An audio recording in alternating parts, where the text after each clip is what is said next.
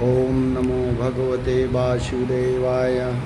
ओम नमो भगवते वासुदेवाय। जय जय श्री राधे। ओम श्री गणपते नमः। ओम श्री सरस्वत्यै नमः। ओम श्री महाबली वीर हनुमते नमः। कैसे हैं बंधुओं आप सब? आशा है कुशल मंगल से होंगे। इसी मंगल कामना के साथ श्रीमद् भागवत कथा में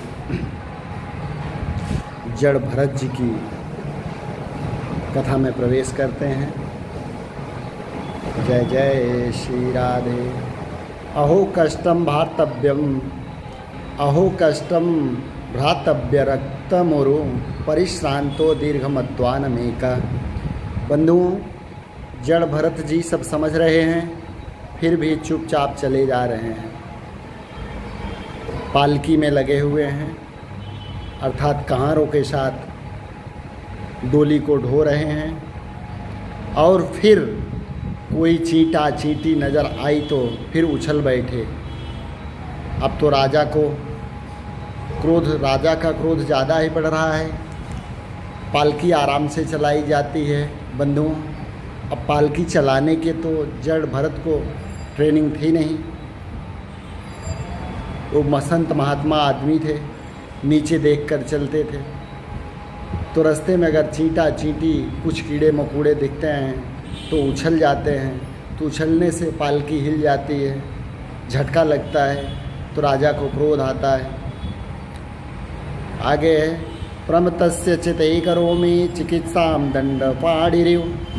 अर्थात वो कहते हैं, राजा कहता है,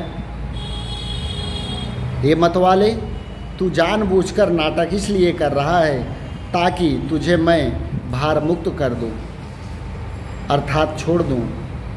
बहुत अच्छी तरह जानता हूं, मैं वह दंड दूंगा जैसे यमराज पापियों को शुद्ध करते हैं। अब जड़ भरत जी को लगा कि यदि अब मैं नहीं बोला तो ये ऐसे ही बोलता रहेगा। बोलने से मुझ पर तो कोई फर्क नहीं पड़ने वाला, परंतु मेरा अपमान करने से ये जरूर नरक में गिरेगा। तो आज जीवन में पहली बार बोले जड़ भरत जी, आज जीवन में पहली बार बोल रहे हैं। ऐसा बोले कि उनका कल्याण कर दिया। जय जय श्री राधे। ओम नमो भगवते वासुदेवाय, आनंद देवाय, प्रीति देवाय, माधुर्य देवाय। तो बंधुओं, संत जल्दी से बोलते नहीं, और संत की कृपामयी वाणी जब प्रकट होती है तो निश्चित ही जीव का कल्याण कर देती है।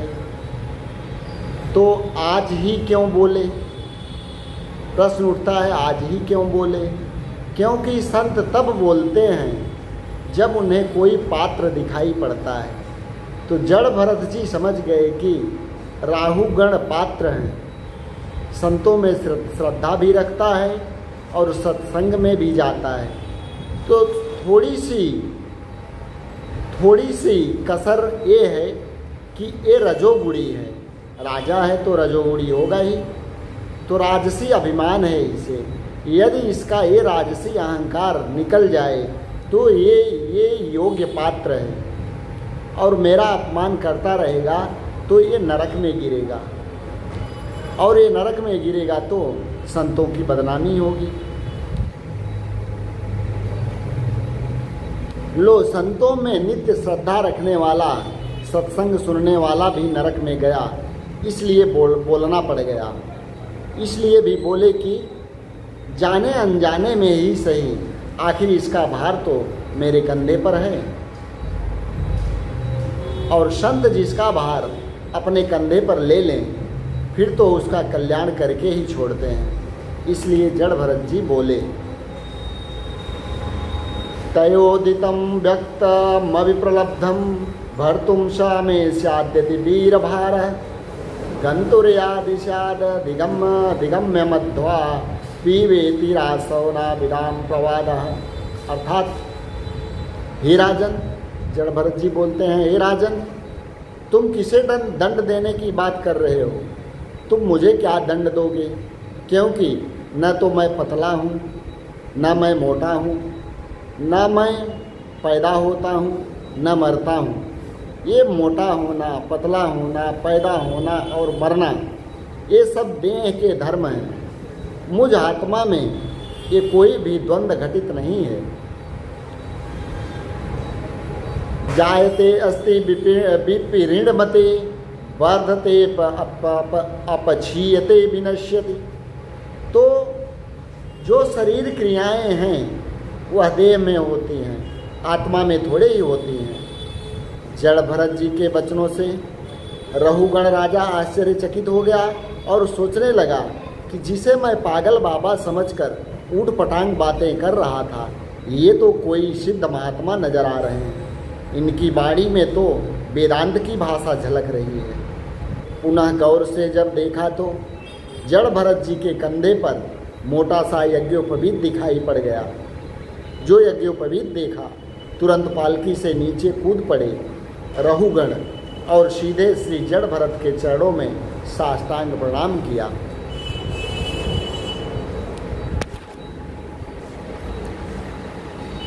कस्तम निगूढ़श्चरसि द्विजानाम बिभर्षि सूत्रम कतमो अवधूत। अर्थात रहुगण महाराज ने पूछा, हे महात्मा जी, हे महाराज, आप कौन हैं?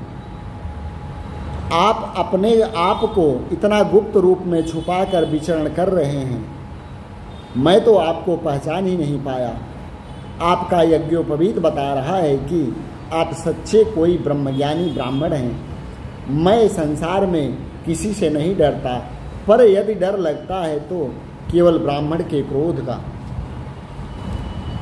राहुगण कहते हैं, महाराज, मुझे ब्राह्मण कुल के अपमान का डर लगता है, क्योंकि ब्राह्मण यदि कुपित हो जाए तो वह केवल उस व्यक्ति को ही नहीं वरन उसके पूरे वंश का विनाश कर देता है। इसलिए महाराज, आप कौन हैं?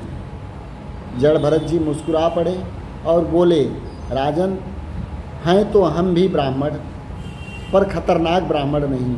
कोई डरने की आवश्यकता नहीं। जो कुछ कहना है निर्भीक होकर कहो। रहुगण ने कहा, महाराज, बस मेरे मन में आपके शब्दों के प्रति एक जिज्ञासा है।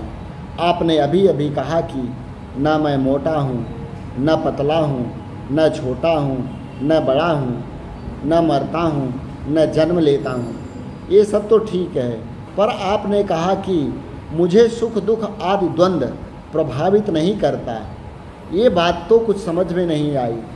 देखिए महाराज, किसी ने चूल्हा जलाकर उस पर बटलोई रखी, बटलोई में पानी भरकर चावल डाल दिए तो अग्नि का ताप बटलोई को गर्म करेगा। फिर बटलोई का ताप पानी को गर्म करेगा और फिर पानी का ताप चावल को भात बना देगा। उसी प्रकार शरीर में पीड़ा होगी तो इंद्रियों को कष्ट होगा, इंद्रियों को कष्ट होगा तो मन को भी कष्ट होगा, और मन को कष्ट होगा तो शरीर में स्थित क्या आत्मा को कष्ट नहीं होगा? फिर आपने ये कैसे कह दिया कि मुझ आत्मा को कोई सुख दुख प्रभावित नहीं करता, कोई द्वंद्व प्रभावित नहीं करता? जय जय श्री राधे। बंधुओं, लौकिक दृष्टांत देकर जब अपनी बात रहुगण ने रखी तो जड़ भरत जी खूब हंसते हुए बोले, राजन, हो तो तुम महामूर्ख, पर विद्वानों के संग में बैठकर आत्मा की बातें करना सीख लिया। आत्म तत्व को जानते कुछ भी नहीं। अको विदा कोदिवाद वादान, मूर्ख होकर ज्ञानियों जैसी बातें कर रहे हो। अरे राजन, जो तुमने दृष्टांत दिए वह सावयव पदार्थों के दृष्टांत हैं। जल है बटलोई में, चावल है आग में। जल है, बटलोई है, चावल है, आग है, ये सब सावयव हैं। इन्हें देखा जा सकता है, इन्हें छुआ जा सकता है, पर जिस आत्मा के साथ तुम घटा रहे हो उस आत्मा को देखा है? तुमने आत्मा को कोई छू सकता है? आत्मा का कोई रूप बता सकता है कि वह काली है, पीली है, गोरी है, भूरी है, मोटी है, पतली है? कैसी है आत्मा? आत्मा का स्वरूप आकाशवत है, जो निर्वयव है। जो भी शून्य दिखाई पड़ रहा है ये सब आकाश है। अब कोई कहे कि मैंने आकाश को मुट्ठी में कैद कर लिया, तो क्या आकाश मुट्ठी में कैद हो सकता है? कोई चाहे बंधुओं, कोई चाहे कि मैंने तलवार से आकाश के 2 टुकड़े कर दिए, तो क्या आकाश तलवार से 2 टुकड़े में कट सकता है? कोई आग से कहे बंधुओं, कोई आग से कहे,